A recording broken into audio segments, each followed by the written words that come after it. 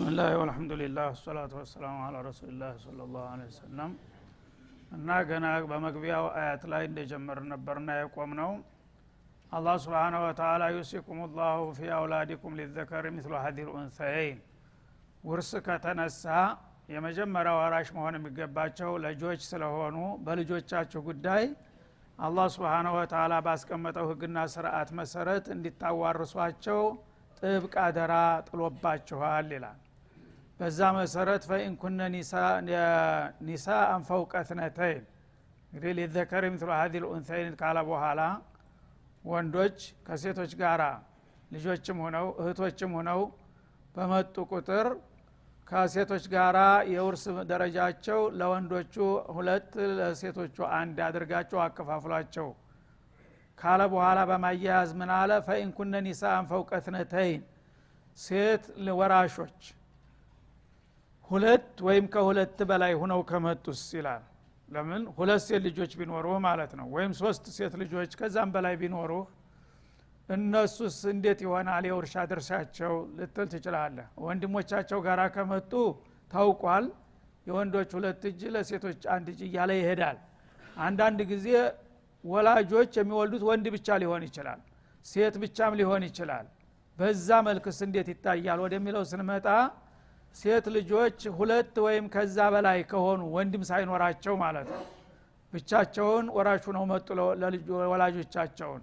ያነ ምን ይሆናል ፈለሁነ ثሉث ማ ተረክ ከ2 አንስቶ እስከዛ በላይ ከሆነ የሴቶች ቁጥር ለነሱ ከወላጅ አባታቸውም ሆነ ከናታቸው 2/3ኛውን ይወስዳሉ ይላል ማለት ነው። እና ከ3 እጁ 2 እጁን ይወስዳሉ ሴት ልጆች አሁን ሌላ ወንድ ስለሌላቸው ማለት ነው። 2 ሴት ልጆች ተከሞትክ እነሱ ብቻ ከሆኑ በልጅ በኩል የመጡት ከአባታቸው ንብረት 2/3ኛውን ይወስዳሉ። ከ30 ሺህ 20 ሺህ ይወስዳሉ 2 ሴት ልጆች ወይም 3ቱም 4ቱም ቢሆኑ ማለት ነው።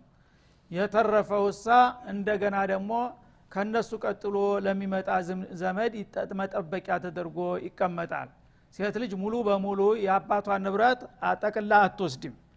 ግን ቁጥራቸው ከፍ ባለ ቁጥር መጠኑ እየጨመረላቸው ይሄዳል ማለት ነው። 2 ወይም 3 ከሆኑ 2/3ኛውን ይወስዳሉ አብዛኛውን ማለት ነው። የተረፈውሳ ሰው መቼም ከማህበረሰብ መካከል የተወለደ ሰው በቅደም ተከተል ዝምድና ያለው ሰው አያጣም ተልጆቹ ውጭ ማለት ነው። ያ ደግሞ ይመጣና የተረፈውን ይወስዳል። ሴት ልጆች ሌላን ወራሾች ሙሉ በሙሉ አያግዱምና ማለት ነው። ግን አብዛኛውን ወሰዱ። አሁን 2 ወይም ከዛ በላይ ከሆኑ 2/3ኛውን ከወሰዱ 1/3ኛው ተርፏል። 1/3ኛው ወንድሞች ሊኖሩ ይችላሉ፣ እህቶች ሊኖሩ ይችላሉ፣ ወደ እነዛ ይሄዳል ማለት ነው። ፈለሁነ ثሉث ማ ተረከ አባታቸው ሟቹ ትቶ የሞተውን 2/3ኛውን ይወስዳሉ። እንግዲህ ከ2 እስከ 3 በሚባልበት ጊዜ አንዲት ብቻ ከሆነችስ አንድ ብቻ በምትሆንበት ጊዜ ይመጣል ወደፊት ማለት ነው። ወኢን ካነት ዋሂደተን የሟቹ ልጅ አንዲት ሴት ልጅ ብቻ ሆና ብትገኝሳ ፈለሃ ንስፍ ለሷ ግማሽ ይኖራታል። ግማሽ ንብረቱን ትወስዳለች። ከ40 ሺህ ለምሳሌ 20 ሺህ ይደርሳታል። የተረፈው 20 ሺህ ደግሞ ለሌላ አቅራቢያ ዘመዶች ይቀርላቸዋል ማለት ነው። ለምን ሴት ልጆች ብቻዋን ብቆም ብዙም ቢሆኑ ሙሉ በሙሉ ወራሾችን ሊዘጉ አይችሉም። ወንድ ልጅ ከሆነ ግን ከሱ ወዳ ያለውን በሙሉ ይዘጋዋል። ስለዚህ ይጠባል ማለት ነው እንትኑ። ሴት ልጅ ከሆነች ግን ብቻዋን ከሆነች እርግጥ ድርሻዋ ከፍ ይላል፣ ግማሽ ታገኛለች ማለት ነው። የተረፈው ግማሽ ግን ለወንድሞች ለእህቶች ይተርፍላቸዋል። ጨርሳ በሙሉ ወጣ ልትወስዳ ትችልም ማለት ነው። ያው ቅድም እንዳልነው ማለት ነው። ምክንያቱም እሷ የገቢ ምንጭ አላት፣ ሁሉ ጊዜ በሐላፊ ስር ነው የምትኖረው። ሌሎቹ ግን ያንተ ወንድም እህት ጎስቋላ ድሃዎች ከሆኑ እሷ ሙሉ ገንዘቡን ከወሰደች ብዙ ሰው ልትረዳበት አትችልም ማለት ነው። ተቀማጭ ነው የሚሆነው የሷ ገንዘብ። ያኔ አንተ ሌላው ወንድምና እህቶች ተጎጅ እንዳይሆኑ ለነሱም የተወሰነ ድርሻ መቅረት አለበት አለ ማለት ነው። ወሊአበወይሂ ሊኩል ዋሂድ ሚንሁም السدس አባቶቹን ከልጆች ጋራ ትቶ ከሞተስ አባ ሟች ልጆች አሉት ወላጆች አሉት ማለት ነው። በዚህ መልኩ የሞተ ከሆነ ደግሞ ለወላጆች ልጆች ጋር ሲመጡ ድርሻቸው ዝቅ ይላል ወላጆች ምን ጊዜም መውረሳቸው አይቀርም መጠኑ ከፍና ዝቅ ይላል እንጂ ማለት ነው ልጅ ጋራ በተለይ ወንድ ልጅ ካለ እድላቸው ይጠባል የወላጆች ማለት ነው ጨርሰው ግን አይታገዱም ስለዚህ ለወላጆች ወሊአበወይሂ ለሟቹ ወላጆች ለእናትና አባቱ ምን ይደርሳቸዋል ካልክ ለኩል ዋሂድ ሚንሁም السدس ለእያንዳንዳቸው ሙሉ 1/6 ይመደብላቸዋል ይላል ሚማ ተረከ ሟቹ ልጃቸው ትቶት ከሄደው ገንዘብ ኢንካነ ለሁ ወለድ ይሄም የሆነው መቼ ነው ሟቹ ልጅ ትቶ ከሞተ ነው ልጅና ወላጆቹን ትቶ ከሞተ ማለት ነው ሁለቱም አሁን መሰረታዊ ወራሾች ናቸው ወላጅም ወላጅ ነው እንደ ልጅም ልጅ ነው ስለዚህ ሁላቸውም በሚመጡ ጊዜ አብዛኛው ድርሻ የሚሄደው ለልጅ ነው ምክንያቱም አባት ከሞተበት ልጅ የቲም ይሆናል ደሃደግ ነው የሚሆነው ስለዚህ አባቱ ቢኖር ኑሮ በየለቱ ተሯሩጦ ያሳድገው ነበር አሁን አባቱ ከሞተ ግን ያለው እድል የተገኘችውን ጥሪት መውረስ ነው ይሄ ሲባል ግን ወላጆች ደግሞ ሽማግሌዎች ካሉ እነሱም ጧሪ አጥተዋል ማለት ነው ልጃቸው ስለሞተባቸው እነሱም ደግሞ ባይሆን ተልጁ ተህፃኑ ይሻላሉ ምናልባት ጥሪት ያላቸው ሊሆን ይችላል ሌላ ልጆች ኖሯቸው አልደጓሚዎች ይሄ ልጁ ጨርሶ ሊያግዳቸው አይችልም ማለት ነው ስለዚህ ለወላጆች ለእያንዳንዳቸው ቢያንስ 1/6 ይደርሳቸዋል ማለት ነው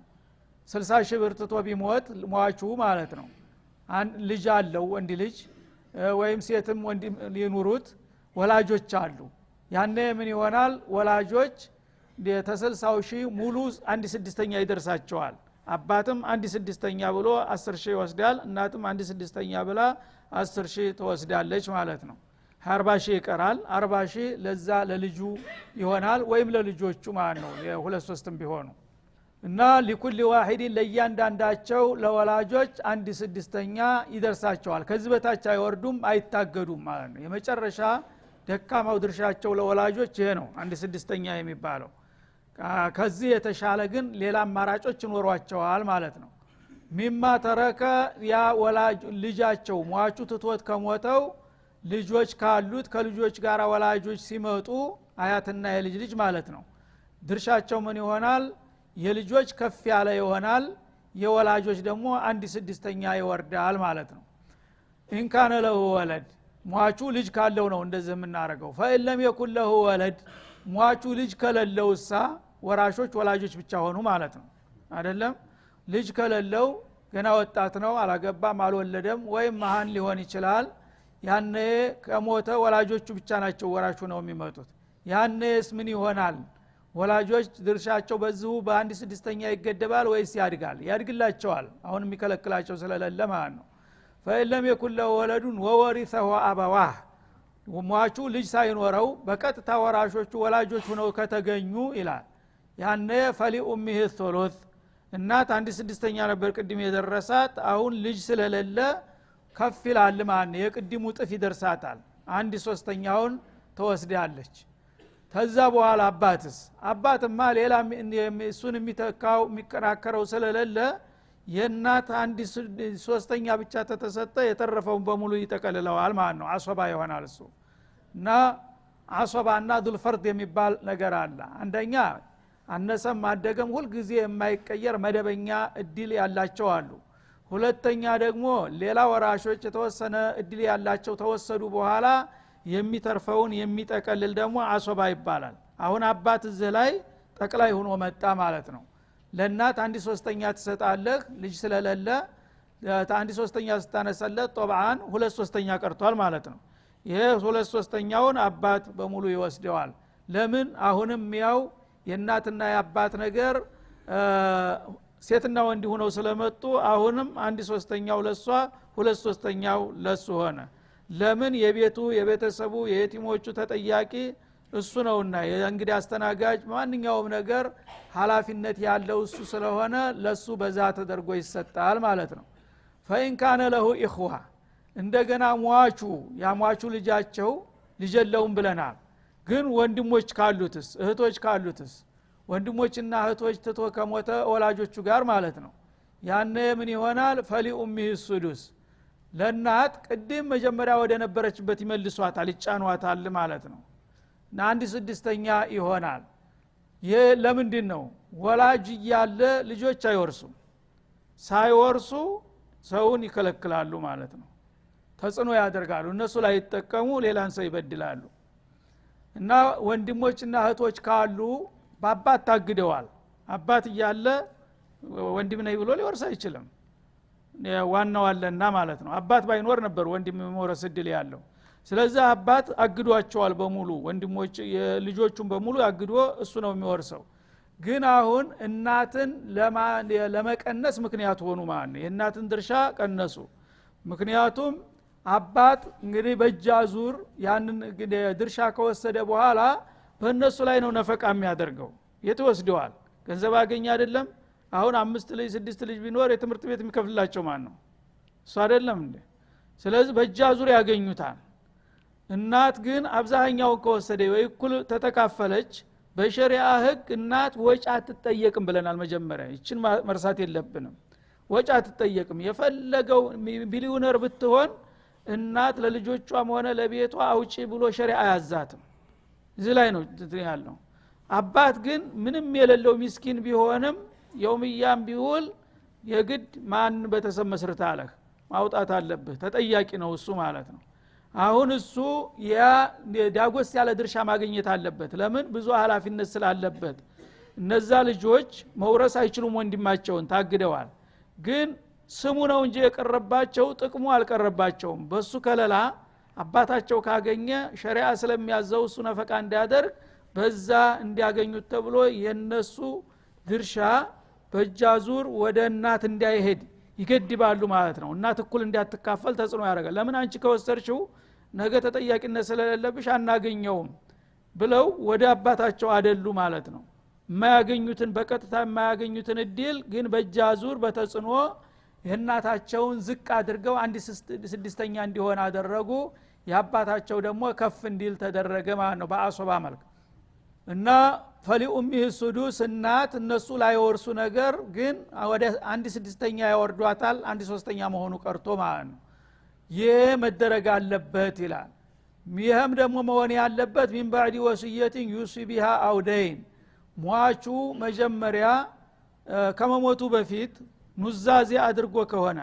ወይም እዳ ካለበት ያ ከተወራረደ በኋላ ነው ደግሞ ይሄ መምጣት ያለበት ይላል ማለት ሟቹ እዳ ካለበት በዳው አላህ በመቃብሩ ይጠየቃል መጀመሪያ ያ ሊከፈልለት ይገባል ማለት ነው ኑዛዜም አድርጎ ከሆነ በሸሪዓ የሚፈቀሩ ኑዛዜ ከሆነ ይከበራል ኑዛዜው ያን ካደረገ በኋላ ነው ማንም ወራሽ ከዛ የተረፈውን ነው የሚወርሰው እንጂ የሰው እዳ ያለበት የተገኘው ንብረት በተሰብ ተቀራምተው እደኛውን ዞር በል ማለት አይችሉም ማለት ነው መጀመሪያ እዳ አለበት የለበትም እዳ አለበት ከተባለ ምን ያህል ነው ይሄን ያህል ለዛ ይከፈላል ከዛ የተረፈ ካለ ነው ወደ ውርስ የምንመጣው ማለት ነው ኑዛዜ አድርጎም ከሆነ ኑዛዜ አድርጓለሁ ያውን ምን ያህል ባይሆን ኑዛዜው ቢበዛ ከ1/3 ማለፍ የለበትም ከ1/3 በላይ ከደረገ ውድቅ ነው ተቀባይነት የለውም ማለት ነው 1/3 ድረስ መብቱ ነው ምክንያቱም አንድ ሰው ብዙ ጊዜ እንደምታውቁት ብዙ ኖራለሁ ከብራለሁ እያለ በተስፋ ነው የሚኖረው ያገኛትን ሁሉ እያጠራቀመ የበለጠ ለማደግ እናንተን ሲል ሲዋትት ድንገት ቀጠሮ ይደርስና ሞት ይመጣል ማለት ነው ያኔ ለአኺራው አልሰራም ይሄ ሰው ምክንያቱም የተወሰነች ገቢናት ያለችው ያቺ አፍትጅናት ስለዚህ ያችን ነገር ተቀነስኳት ኸይር ነገር ከሰራሁባት ታልቅብኛለ እያለ ወደፊት ለማደግ ብዙ ጊዜ ይቆጥባታል ማለት ነው አሁን ግን ድንገት ታመመ ደከመ እንደማይድን አወቀ ያኔ ይነድማል ማለት ነው ያቺ ባለችኝ አቅሜ ለአኺራዬ በሰራ ኑሮ እንደዚህ ልሞት አሁን አላህ ፊት ምን ይጀል ቀርብ ነው ብሎ ያዝናል እና እቺ የለፋባትን እንግዲህ ለሌላ በላተኛ አሳልፎ አስረክቦ ሊሄድ ነው ማለት ነው ስለዚህ አላህ አርሐሙ ራሂም ነውና ለፍተህ ደክመህ ተውለት አልሆንክ ወይም ዱንያ ላይ ኖራለሁ ብለ ልትጠቀም ነበረ መጠቀሙ አልተቻለ ወይም ደግሞ ለአኺራ የላከው ስንቅ የለ ከሁለት ያጣ ሆነ ስለዚህ አዛኝ ስለሆነ አላህ ግድ የለም 1/3 የሚሆን ፈቅጀልሃለሁኝ አሁን መጨረሻው ምዕራፍ ላይ ቢሆን ገንዘብ የደከምክበት ነውና መናዘዝ ትችላለህ አለ ቀዷ እንዳወጣ እድል ሰጠው ማለት ነው አንዳንዱ ዘካውንም መክፈል ይከብደዋል እና ተዛም የተለያዩ መሻሪዓ አልኸይር እያየ እየሰማ ሌሎቹ ሲሳተፉ እሱ ሁሉ ጊዜ መቆጠብን ይመርጥ ነበር አንድ ነገር ኸይር ሳይሰራ እጁን ሳይዘረጋ ሞት መጣበት ስለዚህ የሰው የዝም ብሎ ከሄደ እዳ ነው የሚጠብቀው እዛም አላህ ዘንድ ማለት ነው ስለዚህ አሁን እኔ መሞቴ ነውና ባይሆን ከዛ ከገንዘቤ የተወሰነ ነገር ለአካባቢ ለዘመድ ወይም የማይወርሱ ለሆኑ ዘመዶች ወይ ለጎረቤቶች ለወዳጅ ለአካባቢ ችግረኞች ይሄን ያህል ገንዘብ ስጡልኝ ብሎ ከተናዘዘ ያ መብቱ ነው ያን ነገር አስቀድመህ አውጥተህ መስጠት አለብህ ከሱሉስ አንድ ሶስተኛ በላይ ግን መሄድ የለበትም ያን ካደረገ ወራሾችን ይጎዳቸዋልና ማለት ነው እነሱም ሳይጎዱ እሱም መብቱን እንዲያገኝ ስለሆነ አንደኛ እዳ ደግሞ አንድ ሰው ያው በቸገረው ቁጥር በዳ መደጎሙ አይቀርም ያው እኖራለሁኝ ሰርቻ አገኛለሁ በሚል ተስፋ ይበደራል ድንገት ሞት በሚመጣበት ጊዜ ያን ብድሩን ሳይከፍል ከሄደ በአላህ ፊት ያስጠይቀዋል ማለት ነው ስለዚህ ያንን እዳውን በአኺራ እንዳይጠየቅ ታለችው ገንዘቡ ተገለ ይሄን ያላለብኝ ብሎ እንዲከፈልለት መናገር አለበት ያን ከተናገረ ያ እዳ ሳይከፈል ወደ ውርስ አይመጣም ምክንያቱም ያ እዳ እሱ በልቶታል ተጠቅሞበታል ካሁን ቀደም አሁን ግን ሳይከፍል ከሄደ እደኞቹ ሊጠይቁ ሲመጡ ደንበኛችሁ ሙቷል ከተባሉ አልቅሰው መሄድ ነው ምን እድላላቸው ስለዚህ ያን ጊዜ እነዛን ሰዎች በድላቸዋል ማለት ነው ገንዘብ ይያለህ ሳትከፍላቸው በመሞት ዞልማቸዋል ተዞለምካቸው ደግሞ አላህ ፊት ተጠያቂ ነህ ቅጣት ይጠብቃል ማለት ነው ያ እንዳይሆን እዳዬን ክፈሉልኝ ብለህ መናገር አለብህ ያንን ተናግረህ ከሆነ እዳ አለበት ወይ ሲባል አዎን ምን ያህል ይሄን ያህል ነው ንብረቱስ ምን ያህል ነው ይሄን ያህል ነው ያ የሚሸፍንና የሚተርፍ ከሆነ አልহামዱሊላህ የእዳው ተከፍሎ የተረፈው ለወራሾች እንዲካፈል ይደረጋል ጨርሶ የማይተርፍ ከሆነስ ማለቅ አለበት በእዳው መከፈል አለበት በሙሉ ማለት ነው ለምን እዳ በጣም ከባድ ነው እዳ ያለበት ሳይከፍል የሞተን ሰው ነብዩ አለይሂ ሰላቱ ወሰለም ሶላት ጀናዛ እንኳን አይሰግዱለትም ነበር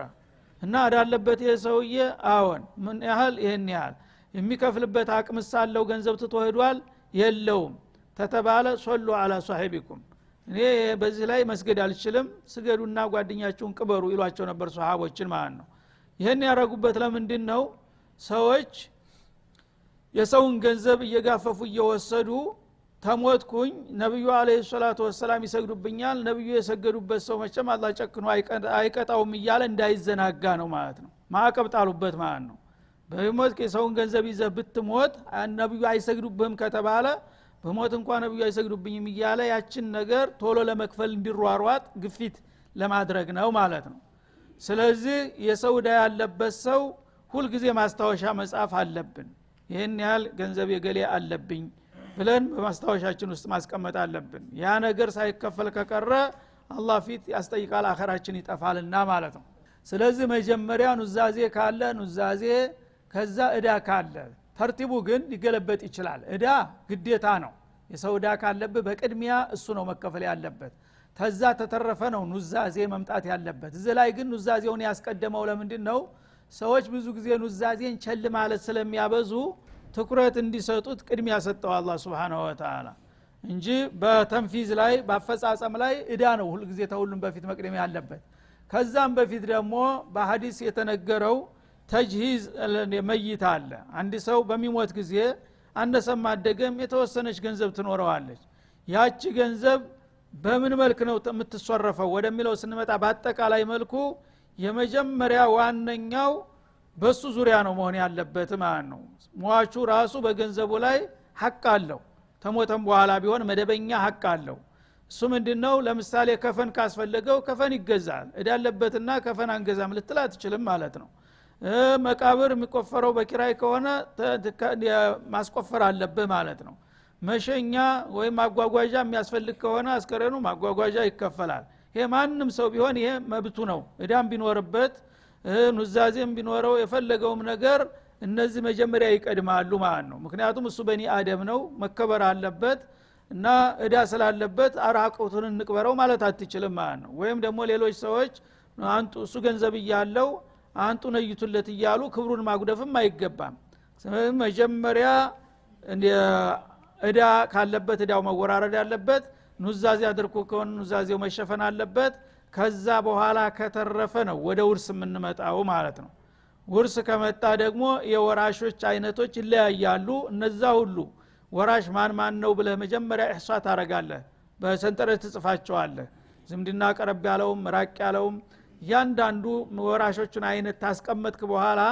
የዝምድና ቀረቤታቸውን ደግሞ ታወዳድራለህ ማለት ነው ቀረቤታው የሚያስወርሰው ከሆነ ሁሉ ጊዜ የማይወድቁ አሉ ወላጆችና ልጆች ሁሉ ጊዜ ማንም ሊያግዳቸው አይችልም ባልና ሚስትም እንደዛው ድርሻው ሊቀንስ ይችላል ባል ሚስቱን ሚስት ባሉን መውረሱ የማይቀር ነገር ነው ልጅ ወላጁን ወላጅ አባቱን እናቱን መውረሱ የማይቀር ነገር ነው ከዛ ውጭ ያሉት ግን እነ ወንድም እነ እህት እና አጎት እና ክስት በሌላ እየታገዱ ሊመጡ ይችላሉ ተነሱ ቀረብ ያለው በጠፋ ቁጥር ነው የሚተኩት ተጠባባቂ ናቸው ማለት ነው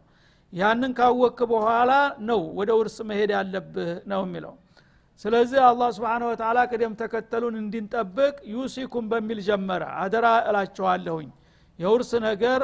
በሚገባ እኔ የሰጠኋችሁን መመሪያ ተረርታችሁ በዚህ መሰረት ካላከፋፈላችሁ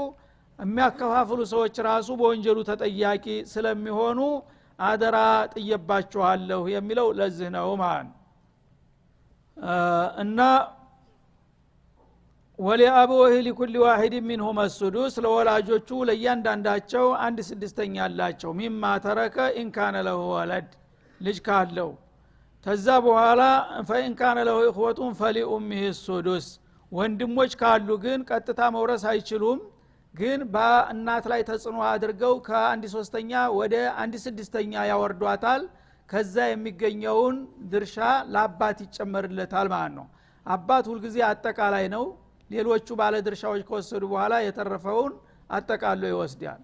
ዩሲ ሚን ባዲ ወሲየቲን ዩሲ ቢሃ አውደይን ይሄንን ማድረግ ያለባችሁ ከኑዛዜና ከእዳ ክፍያ በኋላ ነው ይላል ማለት ነው ከዛ በኋላ ወላጆችና ልጆች ሁሉ ጊዜ የመውረስ መብታቸውን ማንም አይገድባቸውም ግን ሁለቱ ደግሞ በሚገናኙ ጊዜ ለማን ነው ብልጫ የሚሰጠው ወደሚለው አጠቃላይ ሁኔታ ስንመጣ አባኡኩም ወላጆቻችሁና ወአብናኡኩም ልጆቻችሁ ላ ተድሩና አዩሁም አቅረቡ ለኩም ነፍዓን ፈሪደተን ሚን አላህ ይላል ከሁለቱ ወገኖች ለናንተ ከጥቅሙ ቀረብ ያለው ማን እንደሆነ እናንተ አታውቁም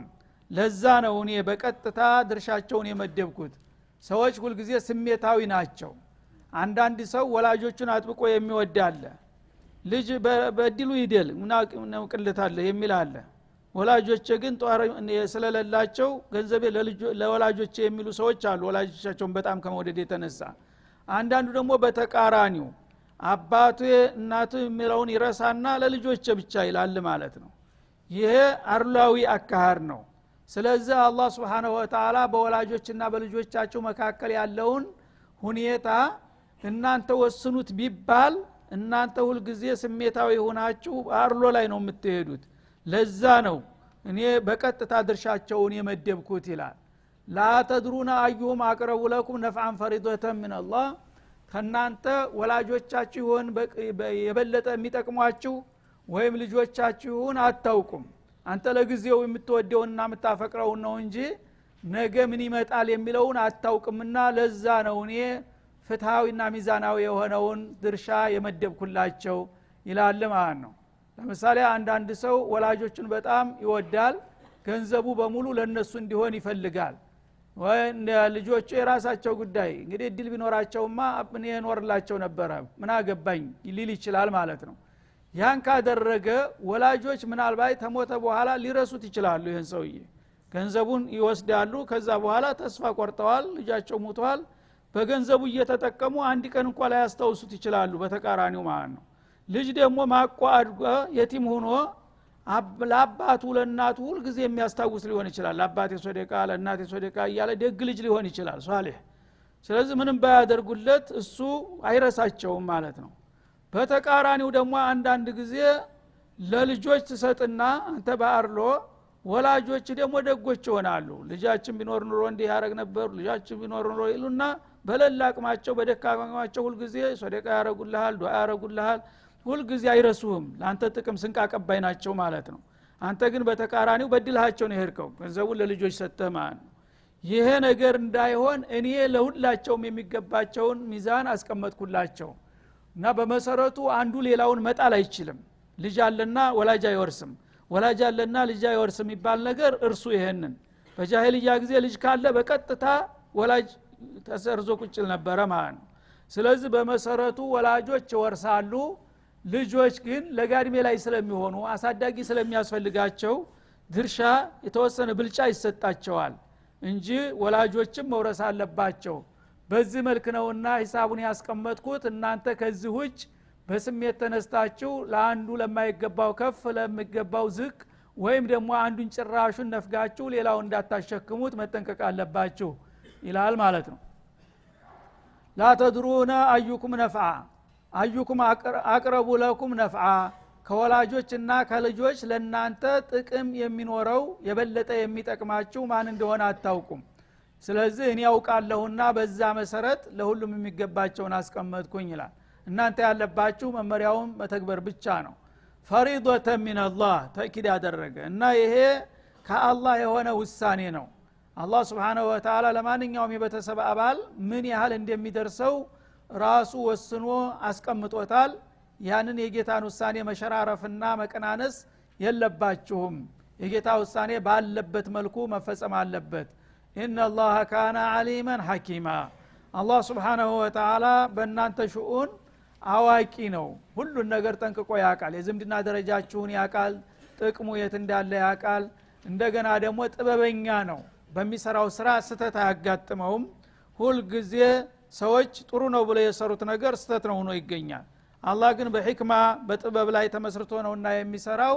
የሚበጀውንና የሚጠቅመውን ነው ለሁላችሁም ያደረገውና ከዚህ ፍንክች እንዳትሉ በማለት ያስጠነቅቃል። هذا وصلى الله وسلم على النبي وعلى اله